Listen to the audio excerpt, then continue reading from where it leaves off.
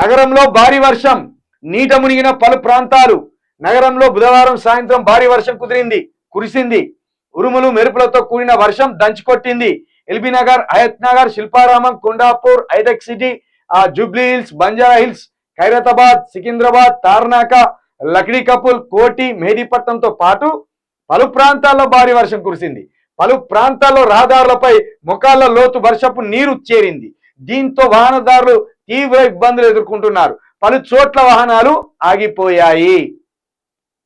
రేవంత్ రెడ్డి గారు, ఈ 4 నెలలు వర్షాకాలం ఉన్నది, ఇలాంటి మళ్ళీ ఉత్పన్నమైతే ఈ సమస్యలు, మరి దీనికైనా ఏమైనా చర్యలు తీసుకుంటారా?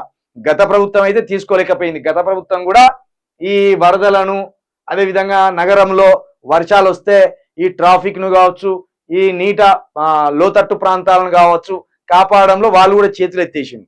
దీనికి నీ దగ్గర ఏమన్నా ఉన్నదా పరిష్కారం? నీ ప్రభుత్వానికి కావచ్చు, నీకు కావచ్చు ఏమైనా పరిష్కారం ఉన్నదా? ఈ డ్రైనేజీలు పొంగి పొరలకుండా చేసే ఒక వ్యూహం అయితే మా దగ్గర ఉన్నది. మన ఒక ఇంజనీర్ వచ్చిండు, నన్ను కలిసిండు, గిట్ల అని చెప్పిండు, బాగానే ఉన్నాయని చెప్పింది.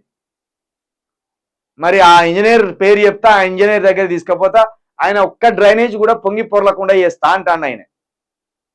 ఆయన చెప్పింది ఇంటే బాగానే ఉన్నది, మరి అది కార్యాచరణ రూపొందిస్తే అది ఎట్లుండో తెలియదు. నాకు ఒక్కసారి మీ ఛానల్లో అవకాశం ఇవ్వండి, నిలబడి చెప్తా అన్నాడు. రండి అని చెప్పిన. ముంబైలో ఉంటాడు, మన తెలంగాణ వాసే, ముంబైలో ఇంజనీర్గా చేస్తాడు. కాబట్టి మరి ఒకసారి తీసుకొద్దాం. కాబట్టి ఈ నగరంలో ఇట్లా భారీ వర్షం వచ్చినప్పుడు ఇట్లా వరదలు రాకుండా ఎప్పటికప్పుడు క్లియర్ అయ్యేటట్టు ఏం చేయబోతున్నారో మీరు చేయండి త్వరగా. 4 నెలల్లో ప్రజలు చాలా ఇబ్బందులు పడే అవకాశం ఉంటుంది.